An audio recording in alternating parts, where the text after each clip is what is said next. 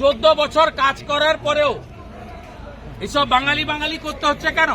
মমতা ব্যানার্জি তো হিসাব দিবে চাকরি কত দিয়েছে, মমতা ব্যানার্জি তো হিসাব দিবে স্কুল কত করেছে, মমতা ব্যানার্জি তো হিসাব দিবে হসপিটাল কত করেছে, মমতা ব্যানার্জি তো বলবে যে কত অকৃষিযোগ্য জমিকে কৃষিযোগ্যে পরিণত করেছে, মমতা ব্যানার্জি তো হিসাব দিবে কতগুলো ভালো পাকা রাস্তা করেছি, ব্রিজ করেছি, কত পরিযায়ী শ্রমিককে ফিরিয়ে এনে কাজ দিয়েছি। এখনো লক্ষ লক্ষ লোক কেন ভেলোরে কটকে যায় চিকিৎসা করতে? কেন 2,15,00,000 বেকার? কেন 60 লক্ষ পরিযায়ী শ্রমিক? মুখ্যমন্ত্রী 14 বছর পরে উনি তো বিরোধী নেত্রীর মতো কথাবার্তা বলছেন।